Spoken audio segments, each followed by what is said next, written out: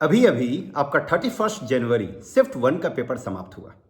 तो इस वीडियो में हम पेपर एनालिसिस करेंगे और उसके बाद बताएंगे कि हर कैटेगरी का क्या एक्सपेक्टेड कट ऑफ होना चाहिए जेई एडवांस में क्वालिफाई करने के लिए। तो अगर हम पेपर की बात करें तो शिफ्ट 1 का जो पेपर था, अभी तक जितना भी शिफ्ट हुआ है उस सारे शिफ्ट के मुकाबले थोड़ा सा टफ था। हर एक शिफ्ट का पेपर बहुत आसान आया था, चाहे वो 27 जनवरी हो या 29 जनवरी का पेपर हो या 30 जनवरी का पेपर हो।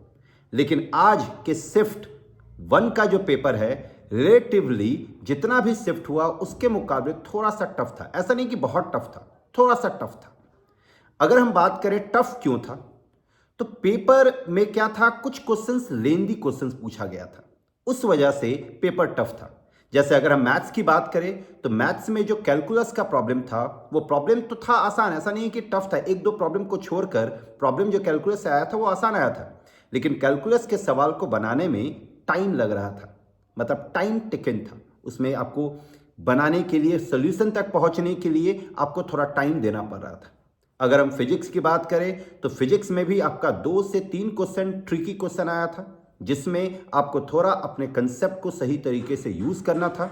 ऑर्गेनिक का भी एक दो सवाल जो था वो ट्रिकी आया था, जिसमें आपको थोड़ा ऑर्गेनिक का नॉलेज सही मतलब चाहिए। अगर अच्छे से किए हुए हैं तो ऑर्गेनिक के उस दो सवाल को आप बना सकते हैं।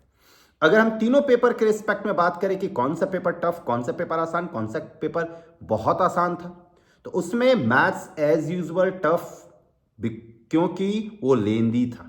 मैथ्स का पेपर टफ इसलिए हो रहा है क्योंकि लेंदी है। मैथ्स के पेपर में ऐसा नहीं है कि कंसेप्ट वाइज वो टफ आ रहा, नहीं, कंसेप्ट, बेसिक कंसेप्ट पे ही सवाल आ रहा है। वेक्टर और 3D का क्वेश्चन आसान आया था, जिसको आप आसानी से कर सकते हैं।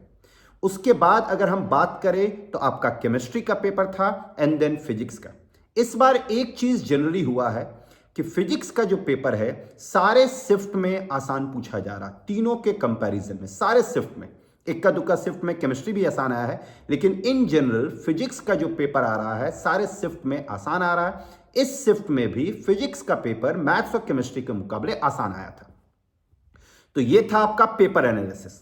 अब अगर हम बात करें कि सर क्या कट ऑफ होना चाहिए कैटेगरी वाइज, तो अगर हम सबसे पहले बात करें कॉमन मेरिट लिस्ट में आने के लिए क्या कट ऑफ होना चाहिए, क्या मार्क्स होना चाहिए, तो 80 से 87 अगर सीएमएल में आपका मार्क्स आ रहा, मतलब 87 मार्क्स अगर आ रहा है तो आप पूरी तरह से सेफ जोन में हैं, आप आसानी से एडवांस के लिए क्वालिफाई कर जाएंगे।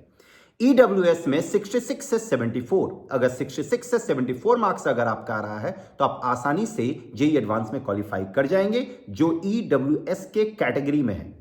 अगर हम ओबीसी वालों की बात करें तो ओबीसी में आपका 70 से 76 मार्क्स चाहिए, एससी में 42 से 50 मार्क्स चाहिए और एसटी में 33 से 40। मतलब एसटी में जो सेफ मार्क्स है, जो सेफ जोन है वो 40 प्लस है। अगर 40 आप ला रहे हैं तो आप कंफर्म है कि आप जेई एडवांस के लिए क्वालिफाई कर जाएंगे।